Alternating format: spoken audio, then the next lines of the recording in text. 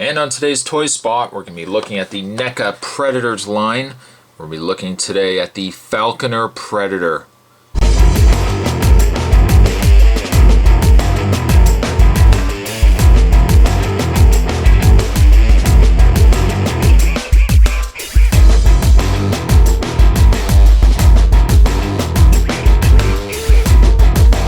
This Predator comes with a removable wrist blade and over 20 points of articulation. Package is the same on all three figures. Kind of got a side profile of the Berserker Predator. Down below there's a picture of the Falconer Predator. Interesting enough helmet.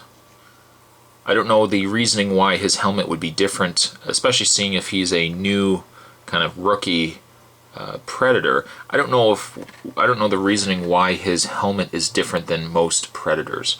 Nonetheless, this breed, this style of Predator that uses the Falconer or the Falcon style of hunting technique, maybe his helmet is different than the other Predators. Who knows? They really haven't covered off on and actually clarified that in the movie, of course. On the back, the other figures in this wave, we've got, besides the Falconer Predator, we've got the Berserker Predator, as well as the Classic Predator.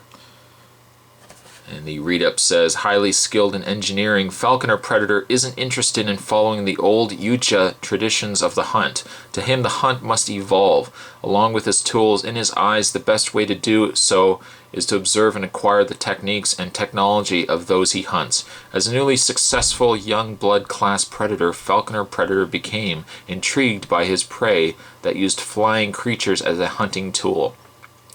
Not satisfied to domesticate and train such creatures on his home planet, Falconer Predator built and programmed his own deadly bird using the technology of the Yucha augmented by the technology of xenomorphs and other cultures he had encountered in his hunts.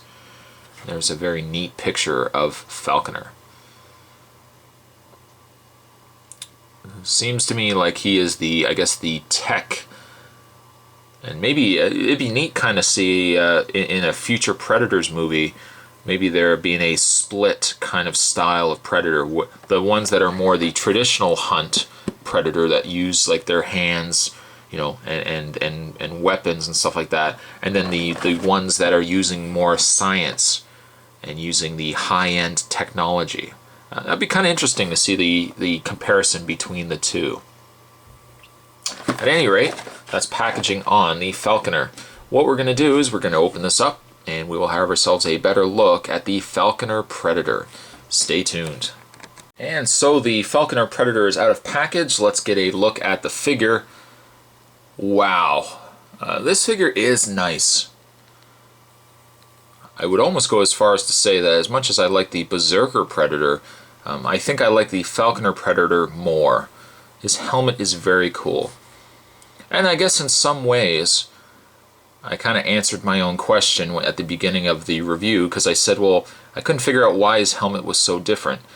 It would, I guess, make sense if this particular Youngblood was trying to find simpler and maybe more effective ways of hunting. Of course, he would maybe start augmenting his helmet to suit that purpose. So Spot has now backtracked and now said, okay, I understand maybe now why his helmet is this way. And it's probably likely that he might be the only one Predator, or maybe there are Predators like him that are kind of augmenting their helmets to make themselves more efficient hunters. Makes sense, right? But I love the helmet on him. Kind of funny also in the way that I ripped apart Berserker in the sense that I said, well, I hope every Predator movie, it doesn't just turn into, well, let's create a new looking Predator so we can sell an action figure. And then I go back and say, I really like the helmet on this Predator. So you see as even as these Predators evolve, so does this guy as the reviewer. Because now I'm kind of thinking to myself, yeah, it makes sense. You know, each Predator hunts differently. They might have a different look to how they're hunting. just like people. Everybody is different, right? The Predator is very nice. I have one problem, and it was a carried over problem I had with the Berserker Predator, and that is some of the joints. The elbow particularly, specifically, and the knee joint. The problem is, while I was able to bend this elbow easy enough, this elbow I can't bend. The reason for it, if I can describe this, if I can paint this as a picture for you, there is a hinge. There is a hinge that allows this elbow to bend, or this forearm to bend at the elbow. As you can see though, what ends up happening is the hinge where this arm sits on is only on a peg. It's only on a single peg. As you bend this, you're making it more available. You're making it so that you can bend the elbow, but you're also putting strain on that single peg that is holding that in place. If you don't bend it enough, you're only putting strain on that peg, and that peg's going to break right off. The same problem I had with the knee. This knee is a little easier than what I had with the Berserker, but I couldn't bend the knee because the joint was so stiff that as I was applying pressure to it, I was only applying pressure to the peg itself. And you know what happens? You put too much effort on something in a joint, on a figure, breaks right off. So I don't know how I'm going to move this. I might have to try to heat up the arm and try to loosen up this joint.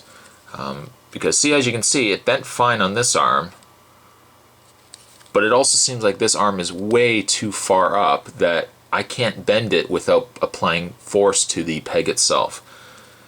I don't know why it's just this particular style of figures, because NECA, I don't usually have any problems with NECA figures. We'll get into articulation in a second. I just want to show you guys all the great detail on this figure. We've got the dreads, of course, all individual from one another, which is neat. I like that his coloring is different from the Berserker Predator. I know, I'm already correcting stuff I've said already in previous reviews. I like the fact that he is just different. Now, one thing that's missing from this figure, and you would think it would be the most obvious thing, is where is the falconer attachment that he had in the movie? If you're going to release this guy as a falconer predator, and in the movie he uses a robotic bird to some extent, why would they not package the bird with the falconer? That to me seemed like a given. Instead, what we do get is a removable blade. You do that, I guess, so you can swap this out with the other predators. That if you want the Berserker Predator to have the longer blade, you just switch them over. I don't like that it's removable though, because that will just fall right off and you will lose it. But a missed opportunity that they didn't include the actual falconer. You could have actually had it really neat where you could have had the falconer sitting right on his arm. That would have been a very cool way to pose this figure. But instead, all we get is a removable blade. At any rate, his articulation is that he has a ball-jointed head. You can kind of, what's neat is that you can still rotate it left and right, and you can also move the head back and forth. So you can kind of get some really cool poses with him. His arms do move up, back and forth. You can rotate at the elbow or the forearm. I'll show you on this arm because I don't want to break it, but you can bend the elbow. You rotate the hand. You can rotate the waist. You can bend the legs back and forth. You rotate the thigh. You can bend at the knee. You can also rotate the leg from the knee. And you can also rotate the foot. Now, as much as I liked the Berserker, I think this guy is my favorite so far of the two figures. A missed opportunity, though, is definitely the bird. If he had come with the bird, I would have said this is a solid figure. Probably would have given it as high as a 9. The fact that he doesn't come with the bird, really disappointing, but I'm still going to give him an 8.5 because he's a neat looking figure. Today's toy spot, we were having a look at the Predators 2 figures from NECA, and we were looking today at the Falconer without his poor falcon bird. Thanks for watching, guys, and I will see you guys next time.